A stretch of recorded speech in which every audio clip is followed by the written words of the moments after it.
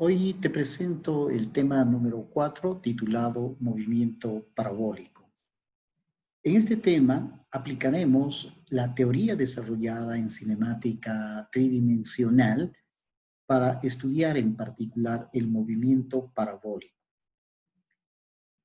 Empecemos. Definición básica del movimiento parabólico. Entonces, nosotros diremos que una partícula va a describir un movimiento parabólico cuando la trayectoria que va a describir la partícula corresponde a una trayectoria parabólica.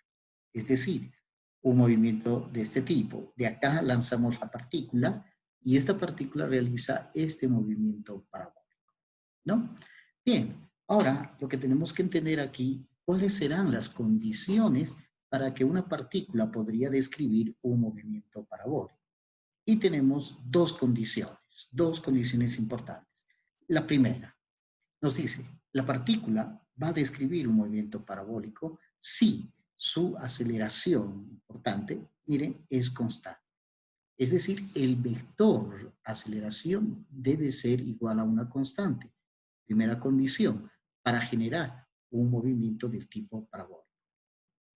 Segunda condición es de que el ángulo entre la velocidad inicial, es decir, este vector en el momento t igual a 0, en el momento en que vamos a lanzar la partícula, esta partícula tiene este vector velocidad inicial y tiene una aceleración en dirección vertical hacia abajo. Entonces, si este ángulo entre este vector aceleración y la velocidad inicial es un ángulo diferente de 0 o 180 grados, entonces es de seguro que la partícula va a describir un movimiento parabólico, ¿no? Un ejemplo concreto es el movimiento de cuerpos que son lanzados sobre la superficie terrestre. Por ejemplo, tenemos aquí esa pelotita. El vector aceleración está dirigido en dirección hacia abajo, hacia abajo. Si nosotros le damos una velocidad diferente, miren, vector velocidad, entre este vector velocidad y aceleración, si esto es diferente de 0 a 180 grados, entonces este va a describir un movimiento parabólico. Entonces, mire, si yo lanzo de esta manera, la pelotita va a poder describir un movimiento parabólico. Pero, mire, si yo le doy una velocidad inicial en la dirección de la aceleración, entonces esta pelotita va a describir un movimiento rectilíneo. O si lanzo con un ángulo de 180 grados hacia arriba, entonces sube y baja, y eso es un movimiento rectilíneo. La clave es que le demos una velocidad inicial, este vector velocidad inicial, diferente de 0 a 180 grados respecto de la aceleración. Y bajo esas condiciones, la pelotita describe un movimiento parabólico, ¿no? Bien. Si nosotros pensamos en este sistema de referencias, o en la cual el eje X colocamos sobre la superficie terrestre y el eje Z corresponde a la dirección vertical, entonces en este sistema de referencias, miren, la aceleración que va a experimentar la partícula va a ser igual a la aceleración de la gravedad, que es igual a una constante. En este sistema de referencias, miren, este vector de aceleración sería esta, que va a ser igual a menos z u de z, porque este vector de aceleración está apuntando en dirección contraria a este eje, que sería el eje z, y que además esto llega a ser igual a una constante, ¿no? Bueno, en el momento inicial, en t igual a t sub 0, la partícula se encuentra acá, y tiene este vector de posición, r sub 0, y este R sub 0, mire, se escribe de esta manera, como X sub 0 u X más Z sub 0 u de Z, donde el X sub 0 sería esta componente del R sub 0, y la componente Z sub 0 sería esta longitud, Z sub 0, ¿no? Y si en ese momento T0 también lanzamos la partícula con este vector velocidad V sub 0, Entonces, este vector velocidad v sub 0 a este tiempo t sub 0 va a ser igual a b sub 0 de x u de x más b sub 0 de z u de z.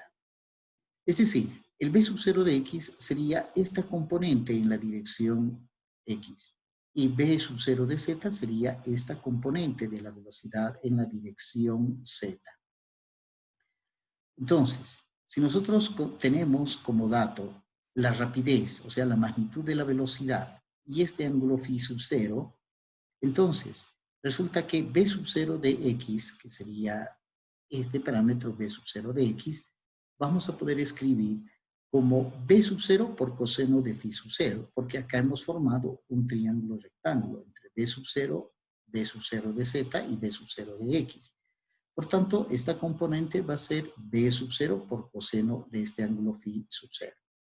Y esta componente b sub 0 de z se puede escribir como b sub 0 por sen de phi sub 0, que sería este parámetro. Entonces, la velocidad inicial nos pueden dar en componentes b sub 0 de x o b sub 0 de z, o finalmente como b sub 0 por coseno de phi sub 0 o b sub 0 por sen de phi sub 0. Bien, entonces estos serían básicamente los datos del problema. La aceleración, que sabemos que es igual a una constante. En el momento inicial lanzamos desde esta posición a la partícula y lanzamos con este vector velocidad b sub 0. Y bien, entonces, ¿cuál es el problema del movimiento parabólico? Pues, entonces, lo que nosotros deseamos saber es, al tiempo t, miren, al tiempo t, queremos saber cuál es el vector de posición de la partícula marcada por este vector r. Y también nosotros deseamos saber cuál es este vector velocidad v que va a tener la partícula en este tiempo t. Entonces, nuestro problema es encontrar este vector de posición r de t dado por x de t u de x más z de t u de z. Como también queremos encontrar el vector velocidad b sub 0, que sería b sub 0 de x de t u de x más bz de t u de z.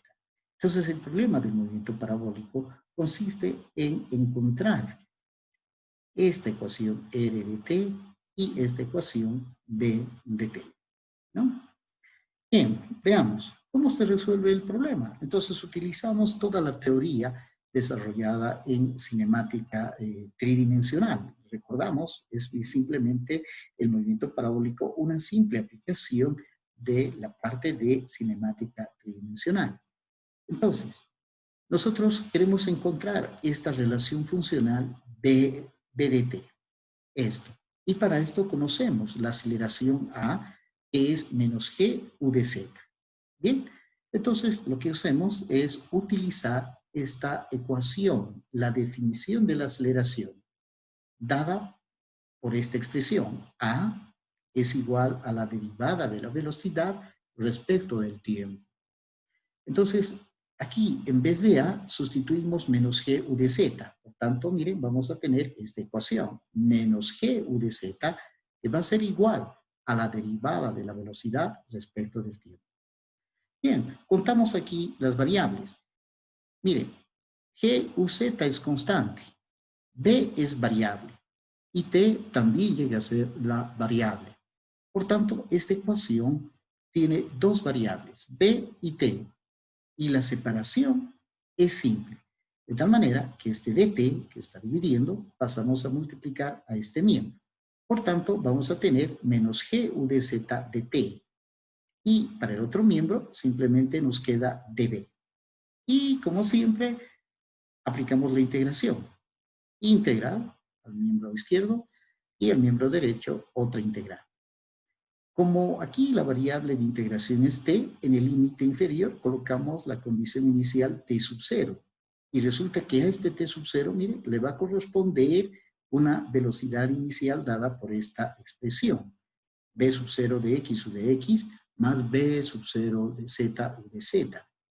¿No? Igual, en el límite superior, para el tiempo t, le va a corresponder la velocidad v que nosotros queremos calcular. Bien.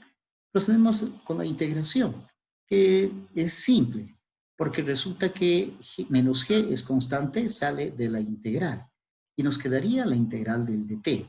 Vean que u de z también es constante, sale sin ningún problema de la integral. Entonces, resulta que la integral del diferencial de t es igual a t. Evaluado entre los límites t0 y t, será t menos t sub 0. Por tanto, esta integral es igual a menos g t menos t sub 0 u de z.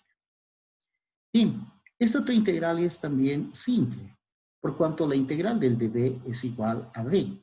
Evaluado en estos límites será b, tendríamos acá, menos esta velocidad inicial, que sería menos b sub 0 de x u de x, más b sub 0 de z u de z. De esta ecuación despejamos b. Todos estos términos que están restando acá, pasamos al otro miembro a sumar.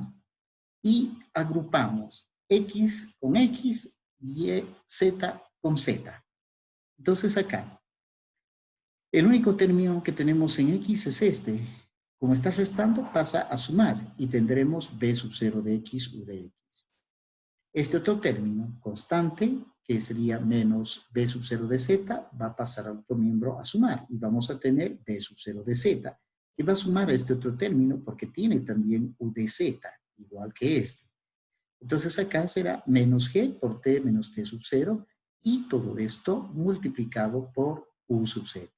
Entonces acá lo que hemos encontrado en realidad, miren, es la ecuación de la velocidad en términos del tiempo, el vector velocidad. Como este vector velocidad tiene dos componentes, normalmente no se la trabaja de esta manera, en forma vectorial, sino en forma de sus componentes. Por tanto, la componente x de la velocidad, que la llamamos bx, va a ser igual a b sub 0 de x.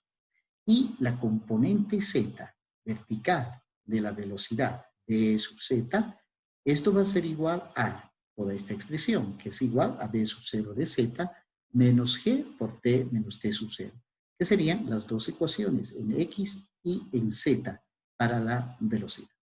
Entonces, el primer punto está resuelto. Ahora nosotros queremos encontrar el vector de posición. Bien, ¿cómo lo hacemos? Lo mismo que habíamos aplicado en cinemática tridimensional. Aquí los datos son velocidad b, que es igual a b sub 0 de x más b sub 0 de z menos g e menos t sub 0 de z, que es la ecuación que acabamos de encontrar. Entonces, si nosotros utilizamos esta ecuación de la velocidad igual a la derivada de r respecto de t, donde esta ecuación la reemplazamos en este vector velocidad, tendríamos esta expresión. Donde toda esta expresión tenemos que igualar a la derivada de r respecto de t. Igual, contamos variables. B sub 0 de x es constante, u de x constante, B sub 0 de z constante, menos g constante. Aquí aparece la variable t. T sub 0 es constante, u de z constante. Y aquí tenemos la variable de r. Y aquí la misma variable de t que aparece acá. De tal manera, tenemos que separar las variables. Veamos que aquí tenemos en este miembro todas las constantes y la variable t. Por tanto, este de t que está dividiendo acá, pasamos a multiplicar a este miembro. Y vamos a tener, miren, toda esta expresión, que sería acá, multiplicado por dt. Y nos quedaría dr, que iría a este miembro. Y lo habitual, aplicamos integral a este miembro y también acá aplicamos otra integral para que la igualdad se mantenga. Como aquí la variable de integración es dt, entonces en el límite inferior colocamos dt, que le va a corresponder a este vector de posición r sub 0, porque aquí la variable de integración es de r, entonces son del mismo tipo. Entonces el límite inferior es x sub 0 de x más z sub 0 de z, que es la condición inicial del problema, ¿no? Por tanto, en el límite superior t, miren, le va a corresponder el vector de posición r que nosotros queremos determinar. Bien, la integral, acá ya la hemos hecho, es simple.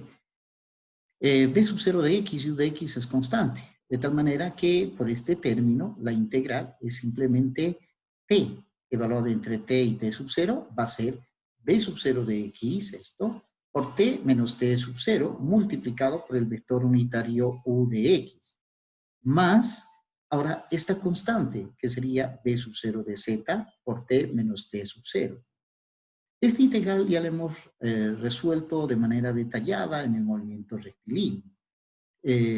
Acá, esta integral será menos 1/2 de g por t menos t sub 0 al cuadrado cuando integramos entre los límites t0 y t. Entonces, para esto, les pido que ustedes revisen en el video correspondiente al movimiento rectilíneo. Esta integral la hemos resuelto con todo el detalle respectivo, ¿no? Bien, entonces, este UZ, como es constante, sale de la integral. Y acá, esta integral del dr es r. Evaluada entre estos límites será r menos esta otra expresión, que sería x sub 0 u de x más z sub 0 u de z. Igual acá, todos estos términos que son negativos en este miembro pasan a otro miembro a sumar y luego nuevamente tenemos que reunir x con x y z con z. Entonces vean acá, este término que es x sería menos x u de x, pasa al otro miembro a sumar a este término porque también tiene ux.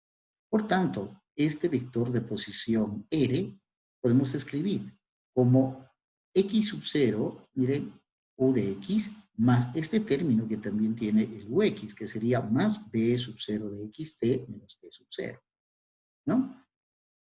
Y este otro término, que sería el menos z sub 0 de z, va a pasar a sumar a este miembro con este otro término que también tiene z. Por tanto, vamos a tener z sub 0 más b sub 0 de z de t menos t sub 0 menos 1/2 de g por t menos t sub 0 al cuadrado multiplicado por el vector unitario u de z. Y acá tendríamos el vector de posición r en términos del tiempo t para el movimiento parabólico. Que por lo general, miren, no se trabaja de manera, en este caso, vectorial, sino en forma de componentes, porque este término corresponde a la componente x del vector de posición.